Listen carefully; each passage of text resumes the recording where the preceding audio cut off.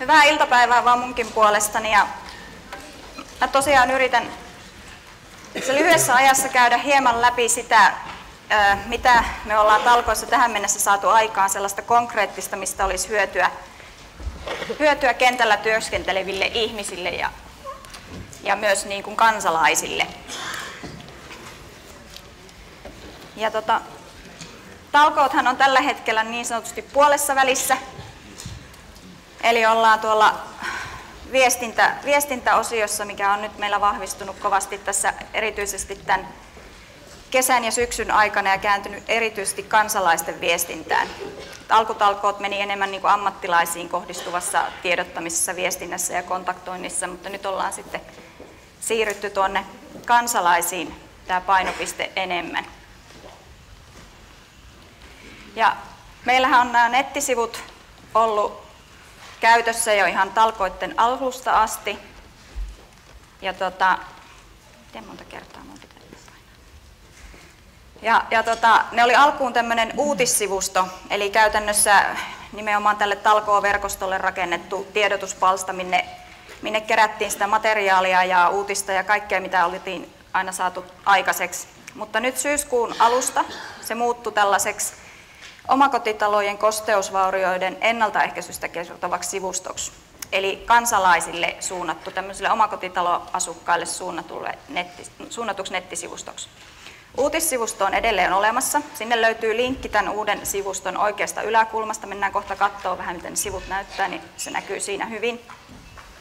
Lisäksi meillä on tekeillä on työryhmä valmistelemassa sinne sivuston alle rakentuvaa oppimisympäristöä eri alojen ammattilaisille. Siellä ei tällä hetkellä ole vielä mitään tietoa, koska se on niin kuin tekeillä se sivusto, mutta siitä on alustavasti ollut noin rakennustarkastajat kiinnostuneita, eli että he loisivat sinne omalle ammattikunnalleen tämmöisen oppimisympäristösivuston.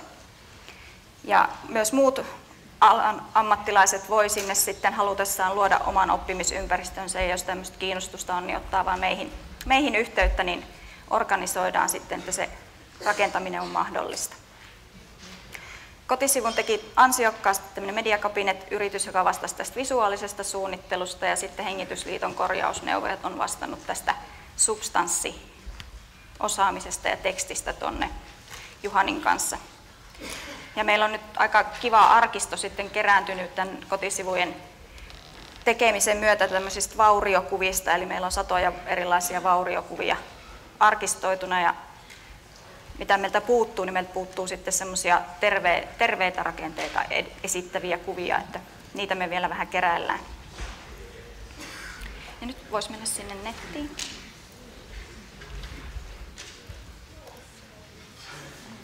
Eli tämän näköinen on tämä nettisivusto, kun se avautuu. Siinä on ensin semmoinen tietolaatikko, mikä tästä nyt on jo napsattu pois. Mutta alalaidassa on tommoinen timeline, eli ihminen voi sitä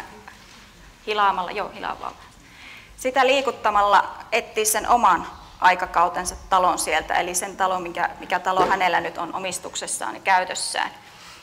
Ja sitten kun hän löytää sen oman talonsa, mennään vaikka siihen 70-luvun taloon, noin, ja menee sen talon päälle ja klikkaa sitä, niin meillä aukeaa tämmöinen kolmiulotteinen näkymä siitä, minkä näköinen on ollut 70-luvulla tehdyn talon niin kuin tyyppirakenteet. Ja sitten hän voi niin kuin tarkastella tarkemmin sieltä esimerkiksi vaikka tasakattoa, klikkaa se auki, jolloin sieltä aukeaa sitten useampi tämmöinen tarkasteltava kohta, mikä tulisi ottaa huomioon siinä oman talon huollossa ja käytössä ja ylläpidossa, kun on kysymyksessä tämmöinen tasakatto. Ja niitä kuvia sitten selata joko nuolista sieltä sivulta tai sitten valita ihan tuolta alalaidasta sitten kuvia. Eli tämmöinen on tämä meidän niin kuin sivun perusidea. Ja tuolla ylälaidassa meillä on sitten tuolta löytyy se uutissivusto. Tietoa sivustosta on tämmöistä yleistä tietoa, just tästä, ketkä tämän on sivuston tehnyt, ja sitten palauteosoite, minne voi antaa palautetta, jos mitä nyt tulee mieleen näistä sivuista. Ja ammattilaisosia löytyy tuolta. Mutta siellä tosiaan ei ole sitten vielä mitään muuta kuin kirjautumissivu ja sellainen infopalsta, että mitä sinne on tulossa. Ja sitten me on laitettu tuommoinen mistä apua -palkki. Voisit klikata sen auki sieltä. ylhäältä.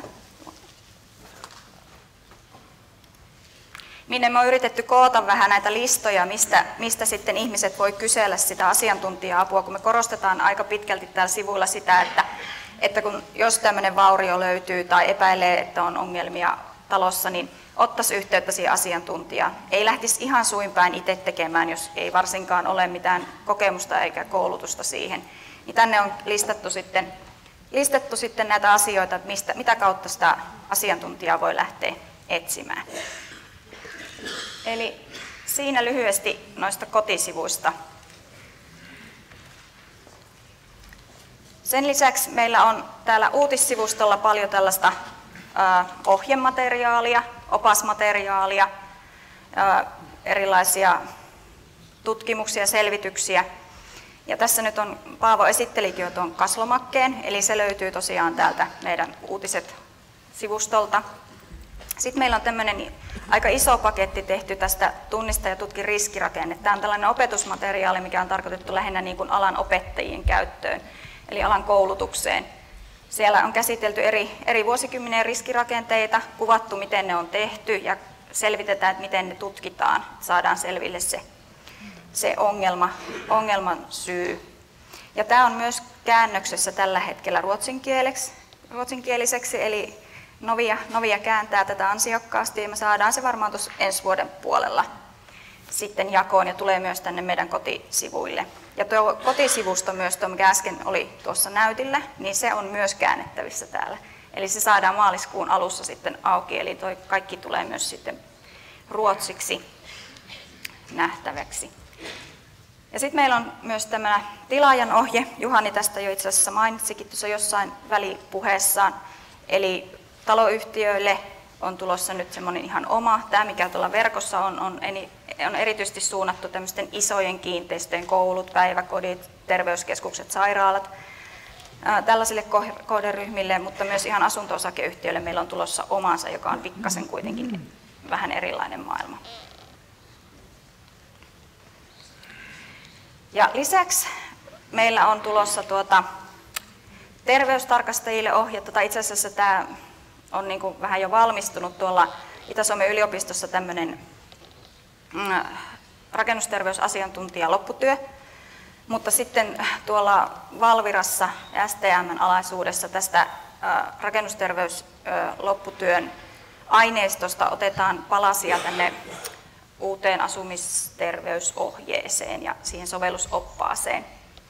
Sen valmistumisaika ei ole ihan tarkkaan mulla nyt tiedossa. Mutta lisäksi tulee LVV- ja IV-puolelle tämmöinen kuntotutkimusalan oppaat. Ne valmistuu tässä ensi vuoden alkupuolella.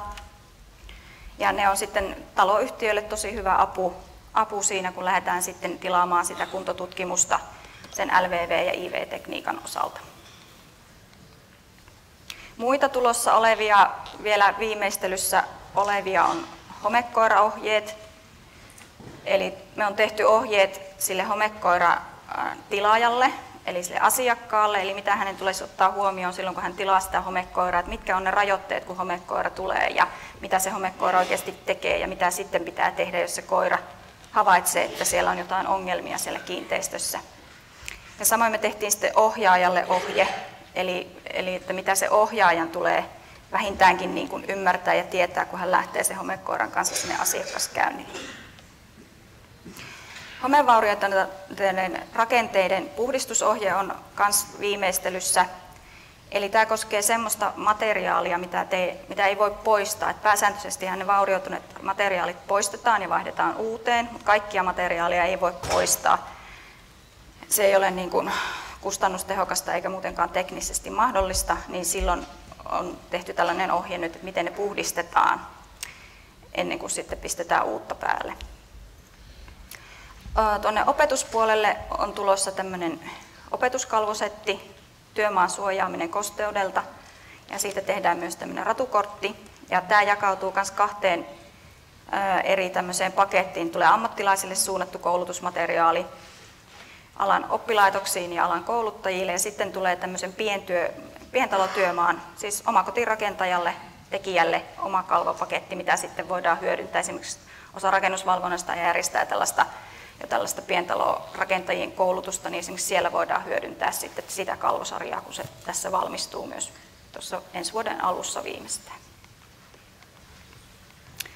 Sitten meillä alkoi kansalaisille erityisesti suunnattu tämmöinen erilainen TV-sarja, mihin ei kukaan ole ennen Suomessa todennäköisesti törmännyt, semmoinen tunne meillä ainakin on tullut.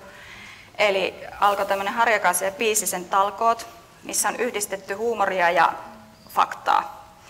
Ja tämä tulee aina lauantaisin, noin kello 17-17.30, se lähetysaika vaihtelee. Ja näitä on kaikkiaan 12 jaksoa. Viimeinen jakso esitetään tuolla joulukuussa. Ja uusinnat on maanantaisin Maikkarilla ja sitten tuolla MTV3 Maxilla. Ja tässä sarjassa, miten se nyt sanoisi, pääpaino on lievästi sanottua Harjakaisen vitsailussa ja naljailussa, mutta ideana on nimenomaan heittää kansalaiset tänne meidän kotisivuille, mitä mä esittelin. Eli tässä ei ole tavoiteltu niitä meidän ammatti-ihmisiä, vaan niitä kansalaisia. Ja ainakin palaute kansalaisten puolelta on ollut ihan positiivista. Katsojia on keskimäärin noin 150 000 per jakso, että me on niin kuin aika kivasti päästy tavoitteeseen sen suhteen. Ja myös kävijämäärät netissä aina sitten pikkasen tulee sellainen nousukäyrä, kun jakso on tullut telkkarista ulos. Uusinnat näkyy myös sitten, tai kaikki jaksot näkyy myös sitten katsomossa tuolla MTV3 puolella, ja siellä on myös kaikkea lisää ekstra materiaalia. Ja siellä sitten joka jaksossa remonttireiska vihjaisee vähän, että menkää sitten Hometalkoot sivustolle katsomaan vähän tarkemmin sitä teidän omaa taloa, että se on puolen tunnin jakso, missä on yksi mainostauko, niin siinä ei hirveästi sitten siihen itse fakta-asiaan pystytä paneutumaan. Että se on tällainen kiinnostusta herättelevä sivusto tai ohjelmasarja. Aha, okei. Pomo on tiukkana. Sitten sen lisäksi, että meillä on tuolla netissä kaikkea materiaalia, niin sitten me ollaan lähdetty myös kovasti tuonne kentälle kiertämään. Juhani on ollut oikein semmoinen kaupparatsutyyppi tuolla juossut ympäri Suomea. Eli meillä on RKL ja Omakotiliiton kanssa tämmöinen luentokierto, mikä kiertää yli 30 paikkakuntaa. Tässä on jaettu 2 sessioon tämä luento-osuus päivällä ammattilaiset, eli tämmöiset ammatikseen rakentavat ihmiset tai rakennustarkastajat ynnä muut on tämä iltapäivä kohderyhmä, ja iltaosio on ihan täysin sitten pientaloasukkaille, omakotitaloasujille osoitettu sessio, ja siellä käydään nimenomaan läpi näitä talojen riskirakenteita, niiden tutkimista ja vaurioiden ennaltaehkäisyä ja sitten rakennustyömaiden kosteuden hallintaa. Se on nyt käynyt tällä hetkellä noin 12 paikkakunnalla. Meidän linnut rupesi laulaa. 12 paikkakunnalla suurin piirtein tällä hetkellä, ja se jatkuu pitkälle ensi vuoteen tuo kiertue. Ja meillä on nämä talkoolaiset, kun meillä on iso talkooverkosto, niin sieltä on nämä luennoitsijat kerätty, että Juhani ei ihan yksin tarvinnut hoitaa sitä sessioa. Ja nämä kaikki paikkakunnat ja kiertoaikataulut löytyy tuolta meidän kotisivuilta myös, ja sitten tuolta RKL:n sivuilta kannattaa käydä katsomassa ihan tuoreimmat tiedot, koska sinne aina päivittyy ennen kuin mä kerkeen päivittää sinne meidän kotisivuille nämä paikkakunnat.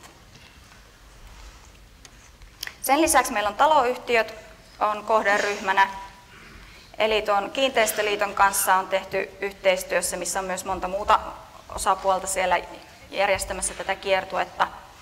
Se kulkee Energiaviisas asuintalokiertueen nimikkeellä, siinä on 12 paikkakuntaa.